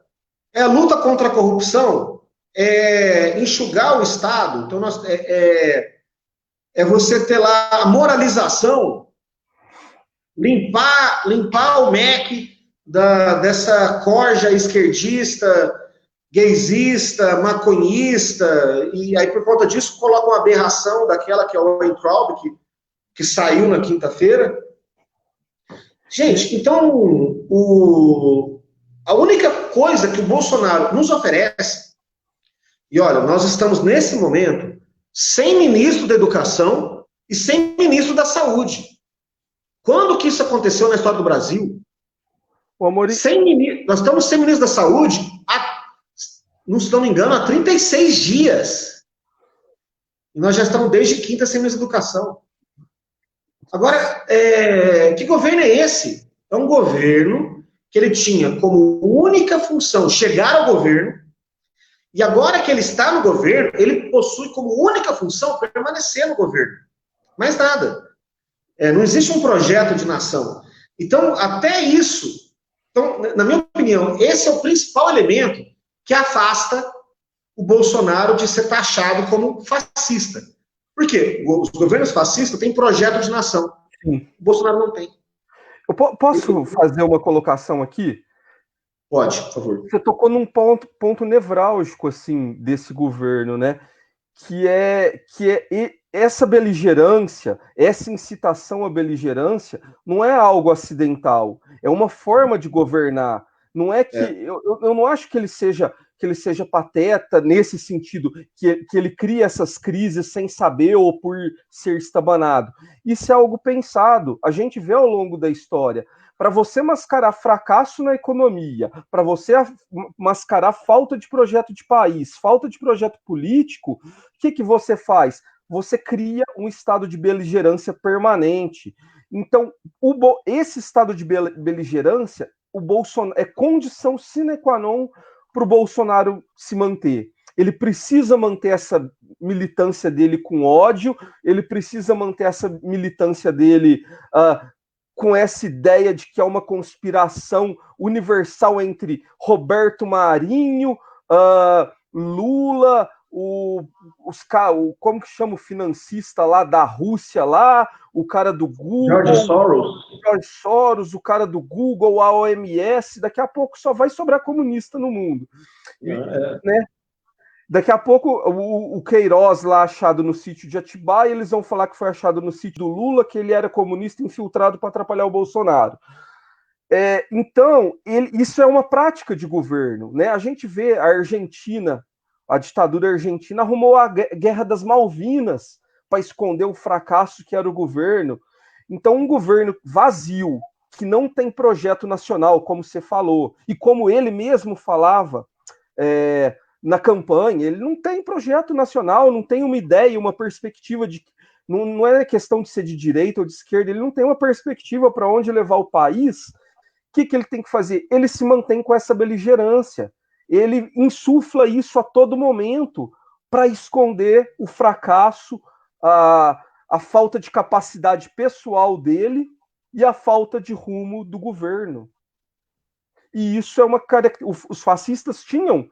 Os fascistas tinham um projeto, mas também tinha essa necessidade de manter essa beligerância, né? Desculpa te interromper. Não, cara, é um bate-papo. Aqui é o tempo todo você me interrompendo e eu te interrompendo. Não tem dessa. O Pedro fez uma colocação aqui, ele perguntou se o Mussolini negava o fascismo do seu governo. Eu vou falar brevemente aqui com relação ao Mussolini, porque é o seguinte, o Mussolini, os fascistas italianos começaram de uma forma e terminaram de outra. Houve uma metamorfose nos conceitos do fascismo na Itália. Chegou um ponto, já no final, Pedro, que o Mussolini falou o seguinte: o fascismo sou eu. Por quê? Porque ele pegou e falou o seguinte, peraí que eu já vou responder a provocação do Abinides. Ela merece uma resposta, eu já vou colocar aqui, tá? Vamos lá. Então você tem uma encarnação do fascismo ali, digamos assim, é um termo tão difícil de conceituar, entre outros motivos, porque você não tem uma constância, tá? É uma prática que se afirma, é uma doutrina, que se afirma mais pela sua praxis do que pela sua linha de pensamento, tá?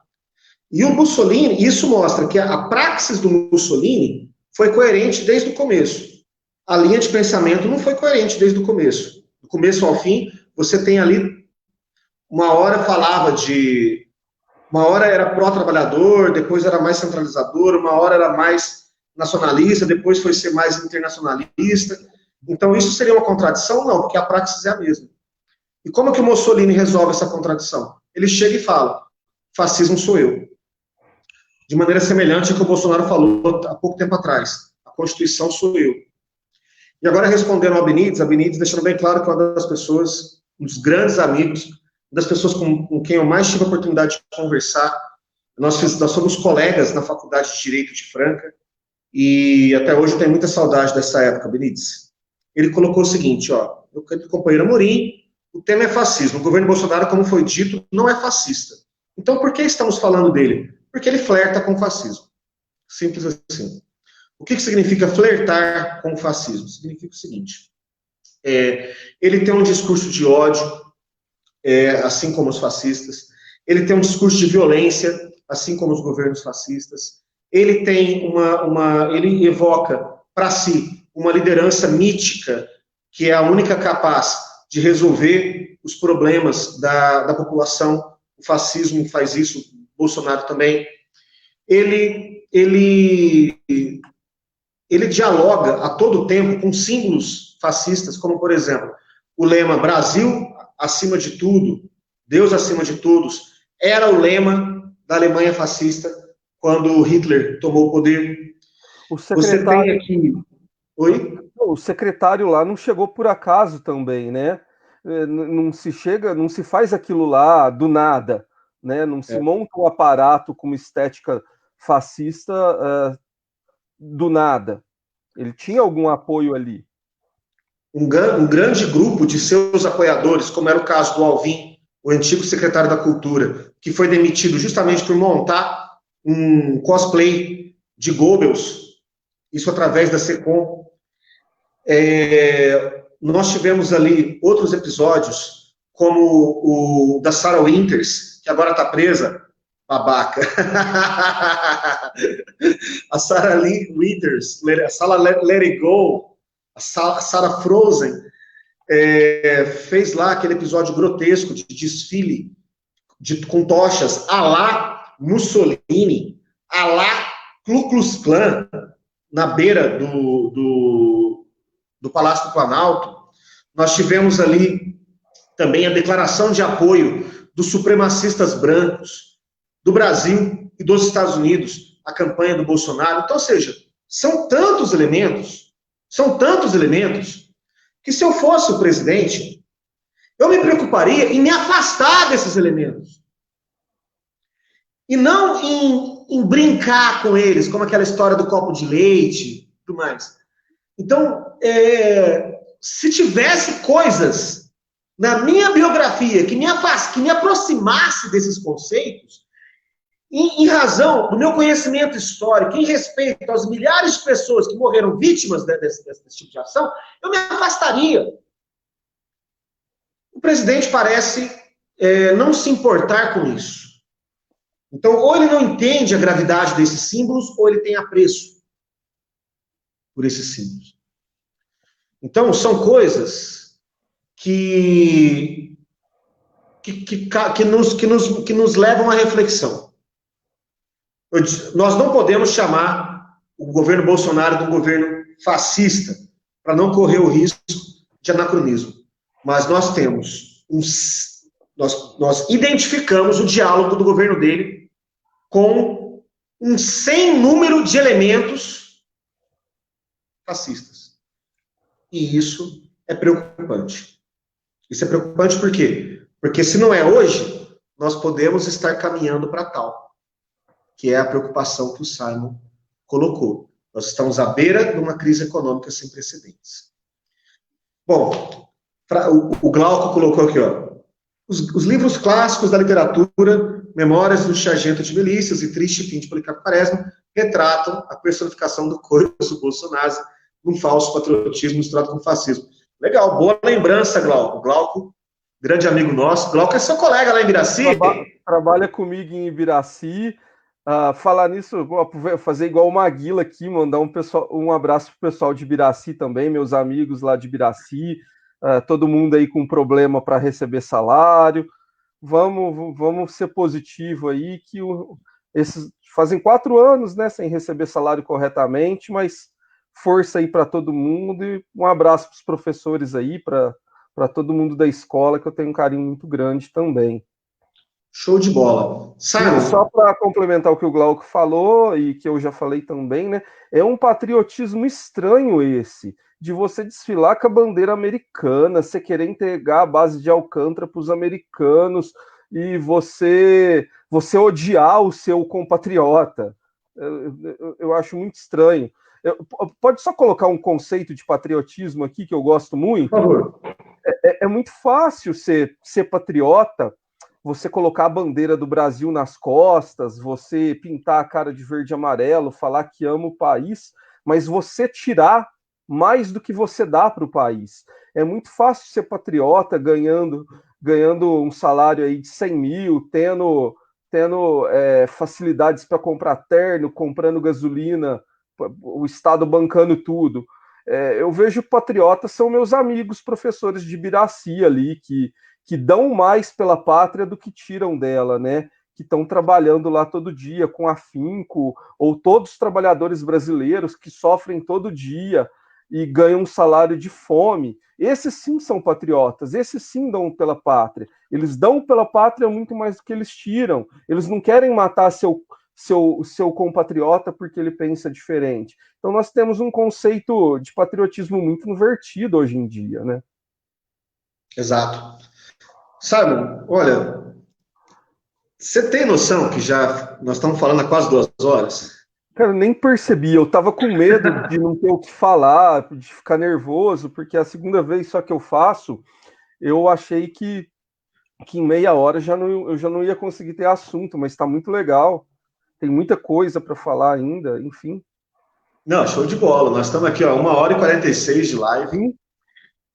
Tem gente que está aqui desde o começo, que está comentando.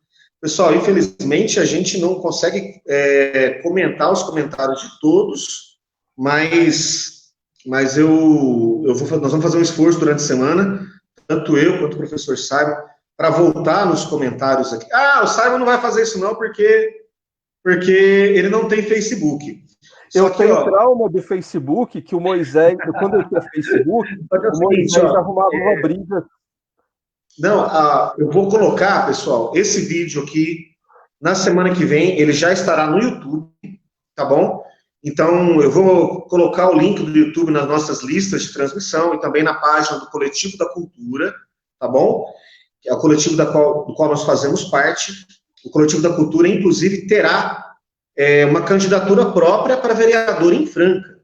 Tá? Nós estamos discutindo quem será o parlamentar, quem serão os coparlamentares, né? Certamente eu estarei fazendo parte desse projeto, então, em breve, vocês terão novidades, mas esse link do YouTube estará disponível lá na página do Coletivo da Cultura, na minha página também, e vocês poderão mandar perguntas para o Simon no YouTube. No YouTube, eu tenho certeza que o Simon vai ter prazer em responder as questões de cada um de vocês, tá? Bom, Simon, muito obrigado, e olha, eu acredito que é o seguinte, quanto mais iniciativas dessas nós tivermos, eu com você, eu com outros companheiros, você com outros companheiros, quanto mais a gente difundir o conhecimento, mais a gente vai ser capaz de furar as bolhas, né? Porque tem muita gente que estava discutindo conosco aqui, a pessoa não dialoga com o pensamento progressista, ou não dialoga com o pensamento de esquerda, mas parou para escutar a gente, por quê? Porque gosta de mim, porque gosta de você. Então, nós precisamos provocar essas discussões. Precisamos sempre provocar discussões para que essa sociedade encontre um caminho. É necessário, né? Então, muito obrigado às pessoas que ficaram aqui. Talvez você não saiba, Simon, eu estou acompanhando aqui pelo meu celular.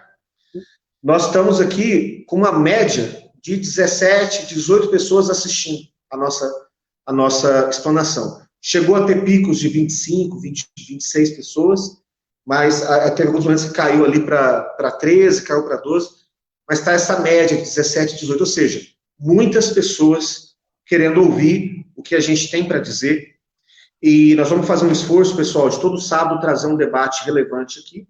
Sábado que vem, já se programem. Sábado que vem, às 16 horas, 4 horas da tarde, nós vamos fazer uma discussão muito pertinente, Simon. Nós vamos discutir: vidas negras importam? E quem vai estar aqui discutindo conosco é o nosso grande amigo Elias Blacklas. O Elias, que é um grande amigo, um grande músico, um dos mais talentosos que essa terra já produziu. Ele vai estar aqui fazendo essa discussão com a gente. Eu fiz o convite porque o Elias, além de ter muita propriedade para discutir isso, vai estar aqui representando o povo preto, o povo da periferia, e que sofre no seu cotidiano o racismo estrutural da nossa sociedade. Então, já fica aqui o convite para que todos participem já da nossa próxima entrevista na semana que vem. Professor, suas considerações finais, por favor. Primeiramente, agradecer o convite, fiquei bastante feliz com o convite. Eu fiz uma live com os meninos, com o Tito e com o Leandro, foi a primeira vez, e agora nesse modelo, a segunda vez, né? Então, agradecer muito você e o Pedro pelo convite, agradecer todo mundo que participou, que saiu, que fez as perguntas, né? Terei o maior prazer em responder. Fazer uma indicação aqui, quem quer entender um pouquinho mais do fascismo e do contexto, tem um capítulo do livro A Era dos Extremos, que é um livro bem fácil de conseguir, de ler, não é um livro para especialistas, né? Tem um capítulo específico que o Hobsbawm trata sobre o fascismo, e ressaltar essa importância do debate para a democracia, né? Não existe democracia sem debate. Eu acho que nessa era de internet, em que a maioria das pessoas se informam por memes e por mensagens de WhatsApp de origens duvidosas, eu acho que o importante é isso, é qualificar o debate, debater ideias, sem a perspectiva de que o outro é meu inimigo a ser destruído de qualquer forma, é o caminho para a gente fortalecer a democracia e evitar esses regimes autoritários, esses arroubos autoritários. A única forma é fortalecer a democracia e fortalecer esse debate. Então, parabenizo vocês pela iniciativa e agradeço o convite. Legal. Então, muito obrigado. Obrigado a quem ficou até aqui. Obrigado ao professor Simon, que brilhantou a nossa tarde de hoje. Já fiz o convite também para a semana que vem. Eu vou responder por escrito, mas eu vou aproveitar aqui o finalzinho para responder um senhor chamado Nelson Ângelo Presoto. O senhor Nelson Ângelo Presoto escreveu... Oi, você conhece ele? O Ângelo fez o Nesp comigo. Nelson Ângelo Presoto? Desculpa, me confundi. Ele escreveu assim, ó, quanta besteira, kkk. E esse cara de boina imitando o Tchê, kkkk. Eu vou responder por escrito, porque ele não deve estar mais aqui escutando a gente, mas eu tô de boina, porque meu cabelo está muito grande. Eu estou entre aquelas pessoas que acreditam que existe um vírus matando milhares de pessoas por dia só no Brasil. Em virtude dessa minha crença de que existe um vírus circulando, eu estou quarentenado na minha casa já há 3 meses, então eu não fui no barbeiro, né? Não fui no cabeleireiro e meu cabelo está muito grande, então eu coloquei uma boina. Então, se a minha boina está incomodando ele, eu já expliquei, mas se estiver incomodando muito, eu até posso tirar. Mas eu imagino que ele está incomodado é porque a gente está falando sobre fascismo. Então, fica o convite para o Ângelo, para ele responder nos comentários se aquilo que nós estamos falando sobre o fascismo está errado, e se ele não puder fazer isso, porque quiser fazer isso ao vivo, igual nós estamos fazendo, a gente pode fazer um programa de entrevista com ele, como esse que nós estamos fazendo aqui, porque certamente é uma pessoa que estudou bastante, que tem muito conteúdo e que pode colaborar bastante com as outras pessoas, né, Ângelo? Eu não sei se você é meu amigo, tomara que sim, né? Mas se não for, eu te mando a solicitação de amizade, tá joia? Então, pessoal, muito obrigado, tá joia? Valeu, grande abraço. E, Simon, brigadão mais uma vez, tá? Eu que agradeço. Valeu, até Abraço, mais. boa noite. Abração, tchau, tchau.